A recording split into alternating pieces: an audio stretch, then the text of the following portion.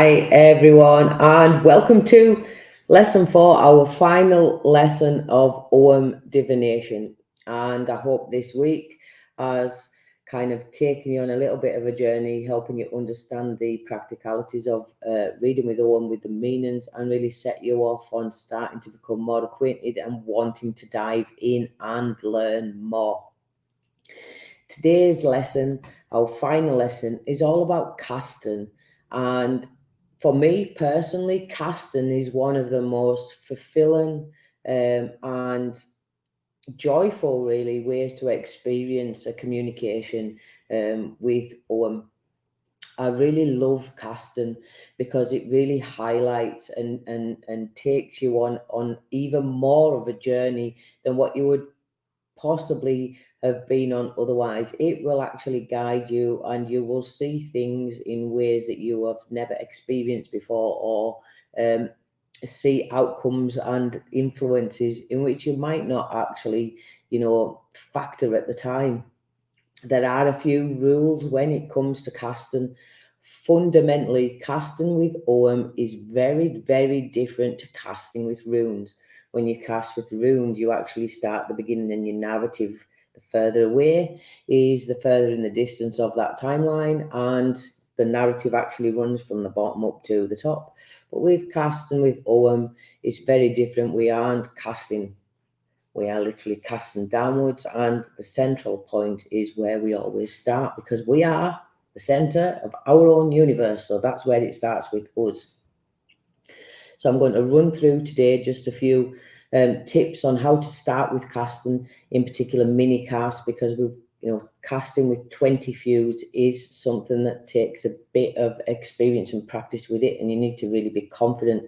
So actually today's session is just about having some fun, just having a few simple mini casts in order to really build your confidence enough to be able to keep going, and hopefully it's something that you're going to really continue well after this course is completed. There are a couple of things that you might want when it comes to casting. So you'll need a casting area. If a casting mat is great for actually keeping you on track and in structure, it's not necessary. However, when you're beginning, it is something that's really beautiful to use. I use casting mats when I'm outside, and casting just to keep things nice and clean and tidy. And it's just nice to be able to use one when I'm outdoors. You might need a pen and a paper to be able to make note of where your fuse have landed. You could choose to take a photograph of that, if it's something that you want to reflect on and take the time actually to study and work your meanings out. Have your meanings at hand as well. So if you're not familiar, if you've not really, memorized them off yet, if you haven't quite got all of the meanings within yourself, really, keep the meanings at hand, so that then you're actually able to reflect back and utilize both. It'll only ever expand upon your knowledge that way. And make sure that wherever it is that you're casting, it is undisturbed and it is quiet, so that you can actually give yourself that time to actually do that read and give yourself the best chance of absorbing everything without the interference of others. And when I say interference of others, I literally mean the interference of our little fur babies, our cats and dogs that really love to get in there when it's something exciting. And if it's something being cast, I know that, Flump loves to pull at the fuse and pull at my runes when I'm casting with them. So try and keep them, an area that's going to be undisturbed that way, so that they're not actually moving things around on your casted area and changing the fundamentals of your read itself. When it comes to casting, as a rule of thumb, you really want to be able to feel confident in what you're doing. So I'm going to turn the overhead on, and I'm going to literally show you some sequences of some casts and how to actually, approach them. As with doing any kind of read, the best times to kind of be casting, I would always recommend, even, doing any kind of reading, try and have yourself in a really neutral space. So whether that is, doing some kind of meditative practice, some breathing exercises beforehand, you really want yourself to be kind of clear, because in that way you're not being triggered by anything that you're seeing, but two, you're actually being open to receiving that information. And the act of, even with a deck, shuffling your cards is a meditative practice in itself, and it will get you in that way. So really allow yourself to warm up when it comes to casting with your fuse. Just do some practice ones, hold them in your hands, allow them to feel, build that connection up before you actually begin, because that is something, when you're in that neutral space, things just start shooting through. When you're able to really, solidify that read and be confident in that narrative right away, you can see it and you're on that journey. It will take you on a journey. Think of casting as a journey in itself. It has movement. It is taking you around. It is navigating you in the ways in which you're needing to be able to see what's going to be occurring and be open to everything that comes through. I'm going to turn the overhead on. So I haven't got my casting mat out today because it is very busy when it comes to what I have on it. And I don't want to really confuse any more than what I may have done already when it comes to introducing this new system, or a new system in general, to yourself. I have my fuse. So this is just 2 pieces of paper. You can put these together and just have that as a mat on your desk. I'm literally using these papers just as for the purpose of showing, because obviously the fuse up against my desk does look a little bit, So I'm picking all my fuse up, and I'm having them here in my hands. And you can see, I'm just constantly moving them around. I'm in that process of just sitting, feeling, allowing actually myself to become one with my fuse. My fuse are going to be, speaking, and it's a conversation with which that you're actually having.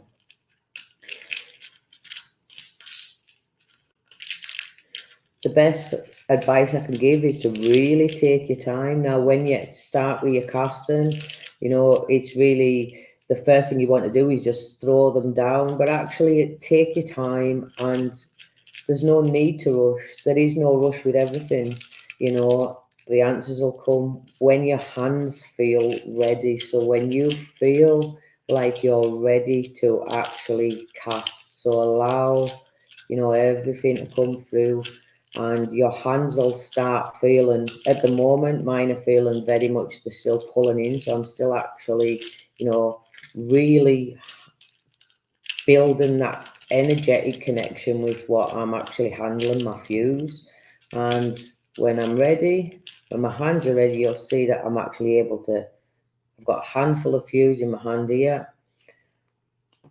put my others down, and you just simply let go and do it in a few. Now, if something rolls off your casting mat, so this few rolled off, so you got ferrin, it's about, it doesn't form part of your reading, but I'll keep it to the side because it will bear some relevance upon it.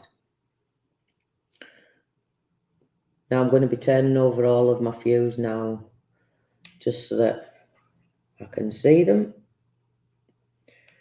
And as you can see, I've got quite a varied layout there. They're quite scattered within it.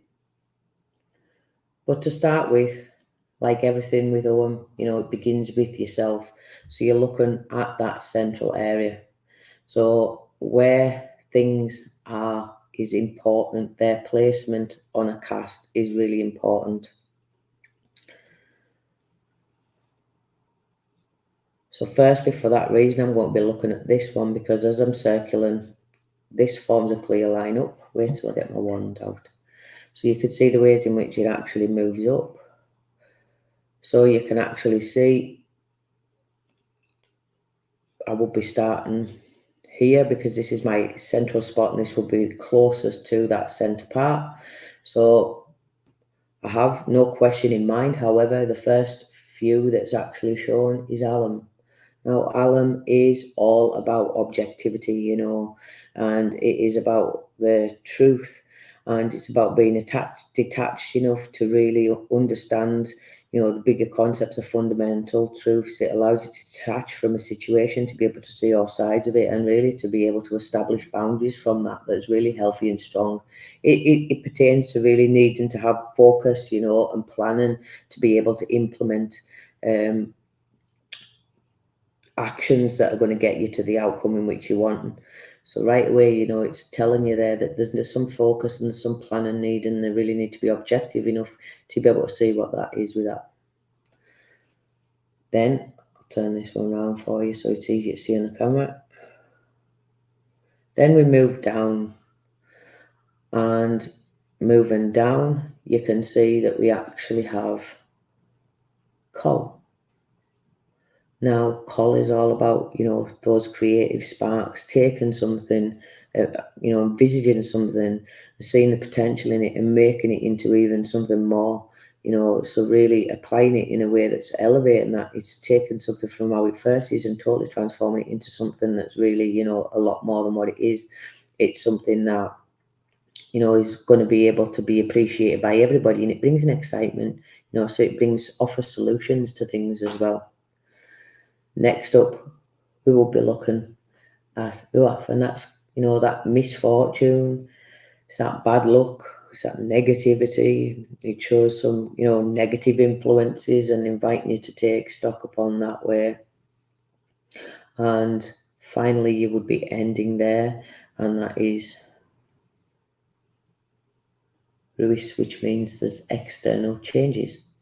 So if you were to actually be linking them all into a narrative, it's about really, if that was a day, you would literally be seeing, you're going to be looking really objectively at things within your day-to-day, really getting into the truth of what some matters are, but really allowing you to have some focus and planning from that, and able to move forward. There is an aspect of, harnessing your creativity to be able to really take something and create improvements upon it, or make it into even something more that's appreciated. There is going to be some resistance to that, so there's something that will possibly not work too well with regards to that. But in that essence, the problem could literally be that the fact that you could be struggling to actually, have that objectivity to be able to see the ways in which things are, or coming from changes which are outside of you.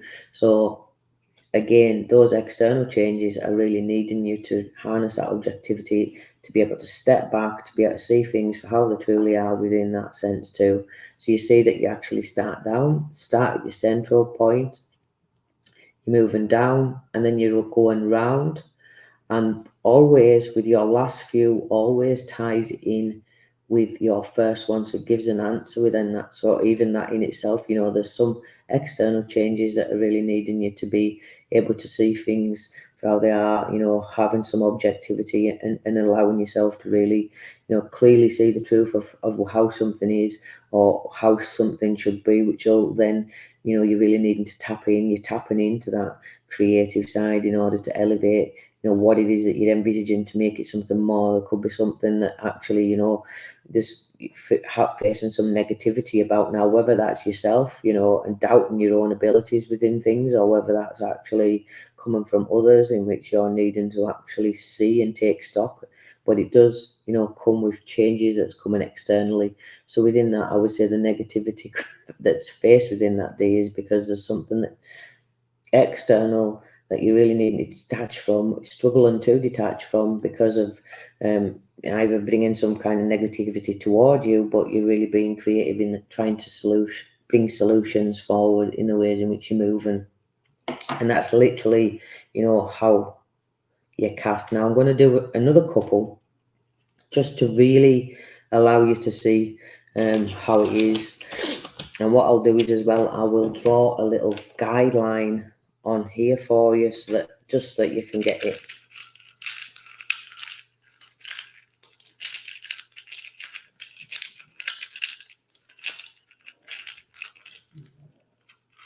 So really having to set boundaries there with it, especially when it comes to changes externally. So what you can do and what you can't, really, if that is something.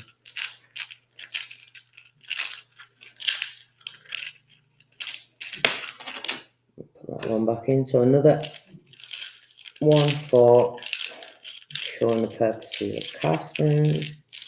Now I'm using my left hand to actually cast with at the moment, and I'm using my left hand because I am left-handed, so that is my dominant hand. When I'm actually reading for myself, I always use a different hand. So I use my non-dominant when I'm reading, when I'm casting usually, but for the purposes of teaching, whatever feels most comfortable to yourself is the way in which you should actually do it. But I use a different hand to read for myself as what I do for others.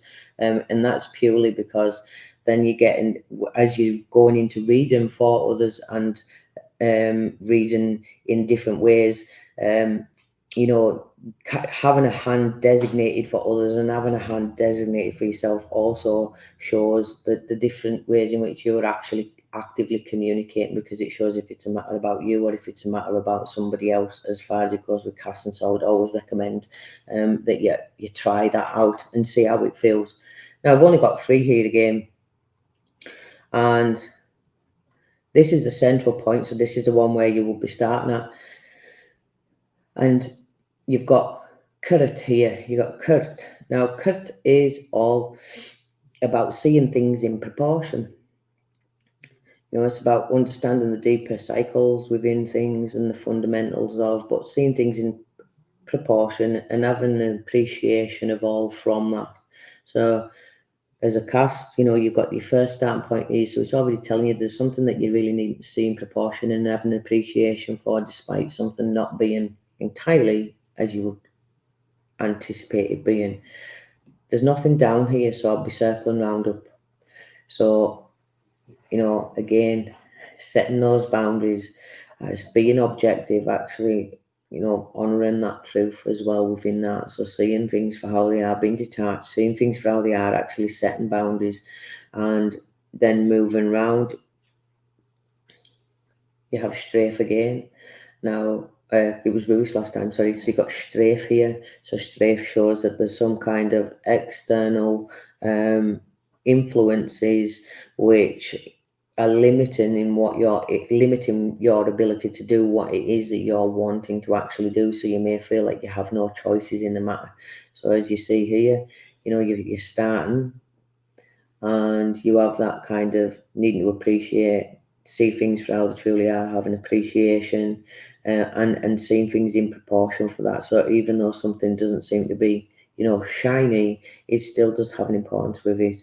Actually coming in and looking objectively, having your perspective, you know, really seeing everything, because you're looking at things in proportion, you're actually able to detach then and see things clearly and be able to establish boundaries from that and be able to move forward, facing any kind of coercion where you're acting, you know, in ways others that align more with others rather than yourself. But again, at that same time, it gives you that option, gives you that power back to be able to say, well, no, you know, this isn't with the boundaries of Alan, this isn't something that I'm actually, you know, comfortable with, or I can do this, however it needs to be done in this way. And then it's really showing that, you know, with that coercion, with that trying to influence, those external influences which are quite constricting with strafe, it is meaning that even when things are seeming to be quite limiting upon you, still see things for how they are and have an appreciation of them, you know, really see it in proportion. Is it that big a deal or is it not? And, you know, is it really something that's fundamentally crossing a boundary with yourself? So you start and then you're moving around. What I'm going to do is I'll draw now on here. Don't know how well I've got a pen. So literally, you have your central circle. So this, you know, I know I've drawn it quite small, but this is kind of like your central area. And then from there, you're actually following the route. You're going to go down. You're going to follow around. Right back to this point. This is your end. So yeah, when you're casting, you're looking in that central area, you're following, so you're looking at the fuse that's followed down there. The next ones, you're following that cycle around. Any that's around here, you're reading. Any that's up here, you're reading. Any that's coming, you ultimately end up here. But this one, you always tie in, so it rounds off that reading.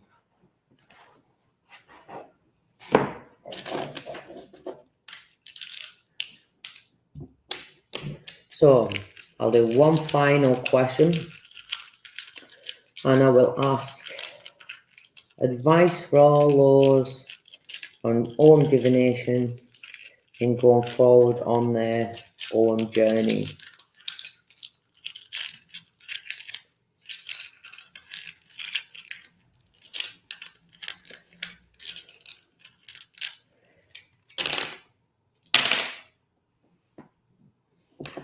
So I'm only doing fives.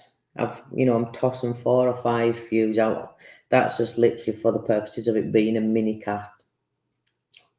If I'm doing an actual full Ogham reading for someone, I'm looking at doing multiple full casts.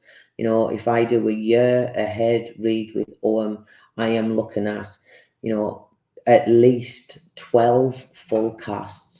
One full cast for every single month, but also a cast to begin with to generally run down about what the essence of what is going to be faced within the year and what things are going to be struggling with, what's going to be easy, what's going to be of an outcome, and literally where they are right now, beginning that year forward. And after that, I will be doing 12 full casts, breaking down every single month and seeing the ways in which things are occurring for them. So that is a lot of casts to be doing for somebody, as a professional reader. So you have to be really proficient and you have to be really confident in your cast. So start small and then start expanding, because it's something that will always, improve and elevate your actual reading style too. So I'm just going to move these around and turn these over. I keep knocking this paper because it's not stuck down. I don't read reversals. I don't read reversals purely because Ogham doesn't need reversals. It has, they have the contrasts within them, and they also have, the heads up with things. So I don't really feel like you need to have something reversed, because the ways in which they interact will tell you everything in which it is. Now, as you can see, as I've cast, there isn't anything in that central area, but this one is really right close. It's closest to that line that I've drew, so it's closest to that central aspect as opposed to any of the others. So I would be starting here. And again, you've got strafe. So right away that that you're talking about something, some influence upon you that's restricting you in some way and following the agenda of others. And so you could be getting coerced, or, I don't really like, these are really strong words to be using, coerced, but you could be getting talked into doing things that you're not necessarily wanting to do, following the agendas of others rather than doing what you're really wanting to do yourself. And you might feel that you've got no choice in that matter. So when actually looking at it as a advice for yous moving forward, you could be feeling like, quite restricted, because there is a pattern, there is a method, there's a way of reading Ogham, and that could feel really limiting to you. But actually learning to take your power back in that sense and seeing that actually what a limitation is only, it's not a preventative. A limitation is a limitation. You're limited, you're not prevented. So actually, you spend time learning the limitations of yourself, but also learning the limitations of the system, where its limits are with regards to you and the conversation in which it has. Then you're moving around and you're ferring. And it's about actually, as you're moving on in your own journey, look at the deeper principles about things, look at the fundamentals, ask really deep questions about yourself, really fundamentally find out from that who it is that you are. From there, you're able to then, actually actively start even creating some positive upturns with regards to, your actual reading and understanding of yourself within that aspect too. It'll allow you to really right wrongs. You'll be able to see the way that things are, and it'll bring a lot more balance. You're actually directing that balance from that. Then moving back round, you have Louis, and that's kind of like really gaining insight into yourself, so use it as a tool to really gain insight into yourself, gain insight into others too, because you're going to be able to see clearly the motivations of what others are by purely understanding your own motivations to things in your own self too. This has fell out with, shall we say. So again, it's about cause and effect, understanding, use it to really moving forward to understand the effect of what's you and what's not you, because it clearly will show. So literally this spread for moving forward is understand that Ogham in itself highlight situations where you might be giving your power away and allow that element of choice to come back to you. It'll allow you to actually look about the fundamentals of who you are, what you stand for, you know what I mean? And really the fundamentals of anything that you're going and facing through life. From that, you're able to actually right wrongs if they're on your part, but actually direct a balance so that them scales are more even. You're going to clearly understand more about what's actually motivating you and the motivations of others also, especially when it comes to people wanting you to do things that maybe you're not wanting to do yourself. And fundamentally, you know, this falling on the outer edge would indicate that, you know, it's really going to help you learn cause and effects. It's going to help you understand what's you and what part you play in things, and also what's not you and what's the part that others play from that, which again is always going to bring you back to seeing when people you know, trying to get you to go more aligned with what they want rather than what you want, and bring that power back to you, and having the courage to be able to take actions that are going to be different in that sense, should you choose them.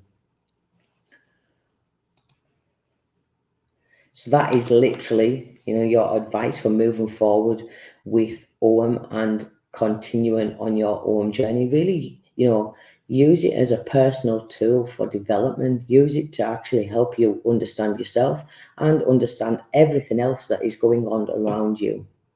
It is a beautiful, beautiful system to use, and it can be really profound in the ways that it can create change, even on an internal level, in the way that you actually understand and assimilate everything that's happening around you. And it can really aid in overcoming anything that you feel might be holding you back, including understanding others or understanding, you know, why something is, and really looking deeper to really get in their nitty gritty.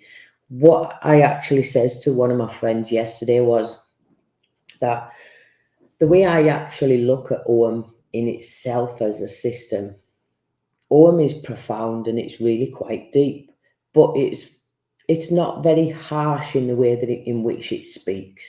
And what I mean by that is it's like having a conversation with like an elder or your grandmother. It's, you know, that grandparent figure that actually, even when you've been a little bit naughty, tells you in a way that actually is really supporting and encourages you to be growing from that, rather than, you know, some systems, for me particularly, you know, Lenormand tells me how it is, runes tell you how it is. It's like telling you it straight, like your mum and dad would be like, no, no way. But Ogham actually is like that grandparent that makes you think about your actions or things on a deeper level, so that you have that insight without actually giving it to you really, really bluntly. And that is what I actually love about Ogham, is that it really brings out fundamentally the best within you, because it actually reflects everything right back to you. You know, everything comes back to you at that point, and you have to actually see the parts in which you play, you know, the ways in which you participate, and what things you can do to be able to implement them changes for an improvement. And understanding that everything in itself has a cycle, and that cycle therefore becomes a pattern. So understanding the patterns to things, you can actually then be able to predict future patterns of events based upon previous things occurring. And that for me is absolutely phenomenal. I hope that you've really enjoyed this week. It has literally just been a taster, so I haven't gone too far into, you know, how to do things or the ways in which. It's literally allowing you to kind of have a little bit of fun and open up to a system that I feel has a lot to offer. If you are wanting to learn any further with regards to Ogham, if you're wanting to continue on your journey, I do have, you know, at least I think it's about 3 different levels of Ogham reading, as well as Ogham endorsement, which takes you in 12 weeks from scratch right through to gold endorsed professional reader level. Those courses, as well as every other course, is actually on sale at the moment. I think there's 40% off. I did write this down. Wait, I need to check. Where did I write it? So it finishes at tomorrow, the sale, 40% off every single course. So even if it's not Ogham, have a look at the other courses that's on offer, because we literally do have hundreds, and there's 40% off. I'm not pushing a hard sale, which is why that I've not told anybody until this course has literally ended, but the sale does end tomorrow at 10 o'clock London. Thank you all, everyone, for your time and participating. And really, I wish you the best of luck moving forward. If I see you again, fantastic. I look forward to teaching you. And if not, if this is where our path ends, good luck with everything moving forward within your life and within your divination journey. Take care, everyone. Bye.